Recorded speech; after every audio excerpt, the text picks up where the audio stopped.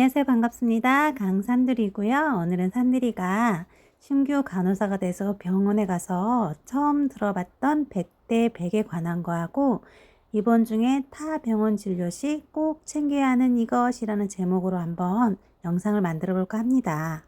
병원에서 입원 중이던 분이 타 병원 진료를 가시면은 꼭 이 100대 100을 설명하라고 하는데 산들이는 이 100대 100의 의미를 몰라서 계속 주눅 들었던 기억이 나요. 그래서 집에 와서 인터넷도 뒤지고 유튜브도 뒤지고 건강보험도 들어가고 보건복지부 홈페이지도 들어가 보고 이렇게 하면서 이 100대 100에 대해서 굉장히 많은 시간을 투자했던 기억이 나요. 그래서 오늘은 이 100대 100이 무엇인지, 그리고 입원 중에 계시던 분이 타 병원 진료를 갈 때 꼭 챙겨야 하는 이것은 무엇인지에 대해서 한번 이야기를 해 보려고 합니다.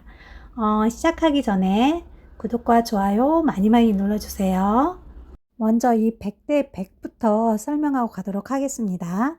이 100대 100이라는 거는 예를 들어 산들이 병원에 입원해 계시던 환자분이 외래 진료가 필요한 경우가 생기잖아요. 조금 더 무슨 전문적인 진료를 받을 필요가 있다라고 했을 때 외래 진료를 가셨을 때 발생하는 진료비가 있겠죠. 그 진료비를 100으로 보고, 그리고 보통 우리가 진료를 받으면은 공단에서 부담해주는 금액이 있고, 그리고 환자 본인이 부담하는 금액이 있잖아요. 근데 이 두 개를 다 합쳐서 본인이 직접 부담을 한다는 거예요. 그래서 본인이 외래 진료를 받을 때 발생한 진료비 100%를 본인이 직접 부담을 한다 해서 이 100대 100을 설명을 꼭 드려야 하는 건데요.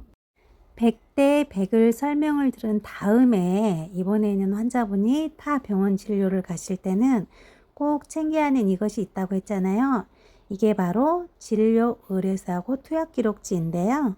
병원에 입원해 계시던 분이 타 병원으로 진료를 가실 때는 꼭 진료 의뢰서하고 투약 기록지를 가지고 가셔야 되는데요. 만약에 이 진료 의뢰서가 없이 입원해 계시던 분이 타 병원에 가서 진료를 받으면은 나중에 100% 본인이 부담해야 되는 일이 생길 수 있다고 해요. 그래서 이 진료 의뢰서는 꼭 가져가셔야 되고요. 그리고 이 투약 기록지는 저희 병원에서 투약하고 계신 약하고, 그리고 그쪽에서 진료 받을 때 처방을 낼 거 아니에요? 이 처방된 내역하고 중복되는 경우가 생길 수 있어요. 그래서 이 중복을 방지하기 위해서 투약 기록지를 복사해서 주셔야 되고요. 이 서류를 환자분한테 드릴 때는 외래 받으신 병원에 이 서류를 꼭 제출을 해 주시고, 그쪽 외래 병원에서 발생하는 비용 있잖아요. 그 비용은 본인이 100%다 부담을 하신 다음에 그 비용에 대한 영수증을 꼭 챙기셔서 저희 현재 입원해 있는 병원 원무과에 제출을 해주세요. 이렇게 설명을 드리고, 그렇게 하시면은 2개월 이내에 환불이 가능합니다. 라는 부분까지 설명을 해 드려야 되는 것입니다. 그렇다면 타병원 진료란 또 무엇일까요? 타병원 진료라는 거는 현재 입원해 있는 환자가 조금 더 전문적인 진료가 필요해요. 그래서 외출 허가증을 받아서 외출을 해서 타 병원에서 진료를 받고 다시 입원 병원으로 기원하시는 것, 이거를 재원 환자 타병원 진료 이렇게 얘기를 하는 거고요. 그래서 보시면은 진료 전에 저희 현재 입원해 있는 병원에서 발급해 드려야 되는 게 진료 의뢰서하고 투약 기록지가 있고요. 그리고 진료 기록서, 투약 기록지는 기본적으로 다 발급을 해 드려야 되는 거고요. 만약에 당뇨 환자가 당뇨에 관한 진료를 보기 위해서 내분비내과를 간다 했을 때는 이 DM 기록지를 출력을 해서 같이 드려야 되고요. 그리고 만약에 고혈압 환자가 타 병원에 혈압약을 타러 가신다 할 때는 이 바이탈 기록지를 출력을 해서 드리면은 그쪽 병원에서 한 달 정도, 보통 한 달 정도 기록지를 출력을 해 드리거든요. 그러면 이 한 달 정도 기록지를 보고 혈압약을 조절을 해서 처방을 하게 되겠죠. 그래서 이 진료를 해서 투약 기록지는 기본적으로 하고, 환자분이 무슨 과를 가시는지, 뭐 때문에 가시는지를 봐서 이 DM 기록지라든지 뭐 바이탈 기록지라든지 이런 거를 발급을 해서 같이 드리면 됩니다. 그리고 나서 이제 환자분이 그 병원에 가셔서 진료를 보셨잖아요. 그리고 진료를 보신 다음에는 또 그쪽 진료 보신 B병원에서 꼭 이 진료비 영수증하고 세부 내역서를 발급을 받으셔서 다시 현재 입원해 있는 병원에 제출을 하셔야 되는데요. 이때 이 진료 영수증하고 세부 내역서에는 꼭 급여 코드라든지 면허 번호가 기재된 내역서를 가지고 오셔야만 우리 입원해 있는 병원에서 심사 청구를 할 때 입력을 해서 청구를 할 수 있다고 하네요. 이렇게 해서 환자분이 영수증을 가지고 오셔서 본원 원무과에 제출을 하셨잖아요. 그러면은 본원 원무과에서는 건강보험심사평가원이라는 곳에 심사 청구를 하게 됩니다.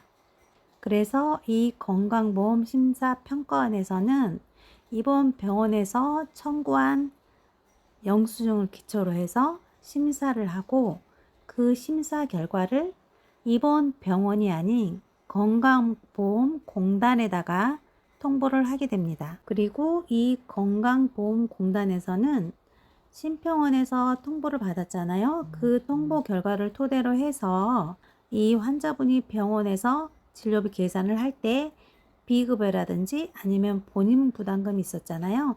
이 부분을 제외하고 나머지 공단 부담금만 입원 병원으로 환급을 하게 됩니다. 그래서 입원해 있는 병원에서는 건강보험공단에서 받은 공단 부담금을 환자한테 환급을 해주게 되는 건데요. 이때 역시 환자가 계산했던 전체 금액이 아니고 비급여하고 본인 부담금을 제외하니까 계산했던 금액보다는 액수가 줄어들겠죠. 이 기간이 2개월 정도 소요된다고 합니다. 이렇게 해서 오늘 산들이 영상의 주제였던 입원 중에 타병원 진료 시 꼭 챙겨야 하는 이것은 바로 진료 의뢰서였고요. 여러분 병원에 입원해 계시다가 타병원 진료 받으실 때 꼭 이 진료 의뢰서 챙기셔서 손해보는 일 없으셨으면 좋겠고요.